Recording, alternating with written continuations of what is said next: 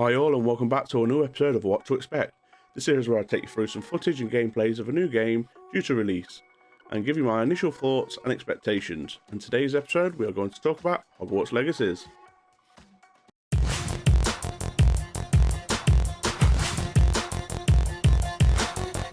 Hi everyone and welcome back to the channel. I'm Archive and today's video we'll be covering Hogwarts Legacy. Should we be hyped? Should we buy on release? Or should we just wait for it to go on to sale? Hopefully this video will help you decide, so let's dive right in. Hogwarts Legacy is an upcoming open world action role-playing game and is set in the early 1800s within the Wizarding world, so don't expect to see too many of your favourite characters to be around, though the odd one still might pop up. Hogwarts Legacy will be developed by Avalanche Softwares and published by Warner Bros. Interactive Entertainment under the Portkey game label. The game is scheduled to release on February the 10th, 2023 on PlayStation, Xbox and PC, with the Switch version to release at a later date. You will get to experience Hogwarts in the early 1800s and have the chance to create your very own witch or wizard. Your character will receive late admission to Hogwarts School of Witchcraft and Wizardry and soon discover that you are no ordinary student. You will soon realise that you possess the key to ancient magic, and only you can decide if you will use it to protect the Wizarding world or give in to temptation.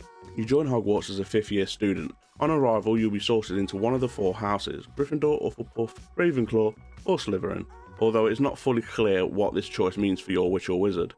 But don't worry, you won't be alone. It's been shown to us whilst you're on your journeys you will be able to meet companions. These come in the form of the other students.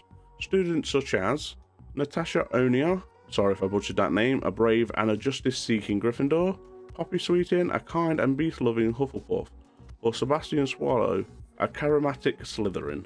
Now it's not fully clear if there's any more companions at this time, but my guess is there will be, as there are 4 houses in Hogwarts and we seem to have 3 out of the 4.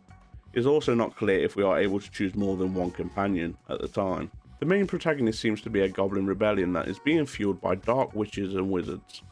Now touching onto this subject a little further, if you're familiar with franchises such as Lord of the Rings and D&D where goblins are a basic free-for-all and the more you kill the better, well in the Wizarding world goblins are not all inherently bad. Sure, they might be a bit greedy and a little more arrogant, but hey, so are a lot of humans. But in a whole, they are a race that seems to have some sort of respect. I mean, in the Harry Potter films and books, they're the ones that look after the wealth of most of the families, right? So where am I going with this? Well, knowing all of this, I'm hoping that the story is a little bit more in depth. I'd rather it not just be goblins bad, wizard and witches good, and hope that they put a little bit more in-depth storytelling into this and make the whole rebellion a little bit more of a grey area. For example, it might be in the right, but the way they're executing their ideas might be the wrong idea. Hope you're all enjoying the video so far, and I really appreciate you taking the time out of your busy schedules to watch. If you could do me a favour and help me out by hitting that like button and consider subscribing, it really does make a difference for a small channel like mine. In one of the latest gameplay showcases from the directors of Hogwarts Legacy, we were given a pretty in-depth look at the character creation. You start off with a nice amount of character presets to choose from. Now you can just pick one of these and go straight into the game, but come on, where's the fun in that? I mean, this is Hogwarts, and if I'm going to be creating a witch or wizard, you can bet your last chocolate frog that I will be making myself. And it seems with all the options at our fingertips, this shouldn't be too hard to do. Now I'm not going to sit here and tell you all that this is the best creation ever created, because well, it's just not, but it does look beautiful. After picking the character preset that is the closest to what you want, there is additional tabs that you can go through to best suit your options. Tab 1 is called Faceware. This is the basics of your character. You get to pick your face shape, skin colour and even choose whether you have glasses or not. And yes, they have you covered. Harry Potter style glasses are in there. It seems there's not a lot of accessories to choose from though, but the team did say these were just a starter because as you progress in the game there will be more to pick up later. Tab 2 is all about your hairstyle and hair colour, and there seems to be something in there for everyone. There's not really much to go into there. Tab 3 focuses more on the finer details like adding freckles and moles, changing your character's complexion, or even adding your very own scar or markings. Tab 4 is all about your eye colour, eyebrow colours and your eyebrow shapes. And finally, tab 5 is where you finalise everything, your choice of voice tone and pitch, and you get to change the difficulty of the game and name your character. You also get to change your gender here.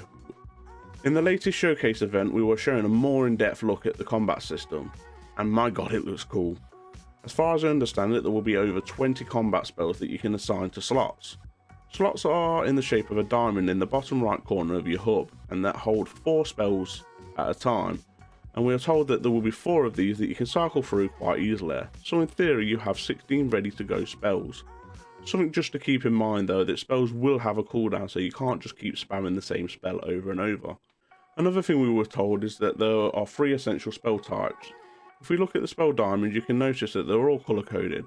We have yellow ones that look like control spells, red that are more likely to be damage spells, and purple for the force spells. Now, as you can see, there's also a blue spell, and this one wasn't really explained to us, but if I had to guess, I would say it was some sort of utility spell. But with no confirmation on this, I'm just playing a guessing game. The reason the colour coding is so important is because this is a good indicator of what spell you may need to cast to break your opponent's shield. Your main form of attack though is called basic attack. I know, not very imaginative name, but it gets the point across. This is an attack that you may need to weave into other spells just to get extra damage, poke damage, but also to continue on with combos. Another big part of combat is the way you defend yourself. The best way to explain this is to think of the Batman Arkham games and the way they work.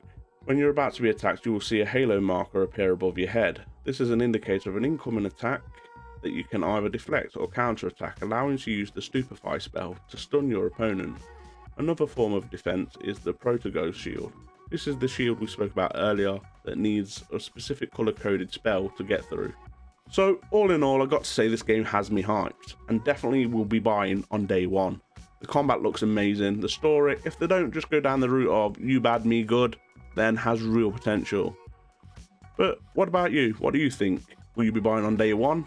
What house will you be choosing? Gryffindor, Ravenclaw, Hufflepuff, or are you a dirty Slytherin? Let me know in the comments below, and I'll catch you in the next one. Bye!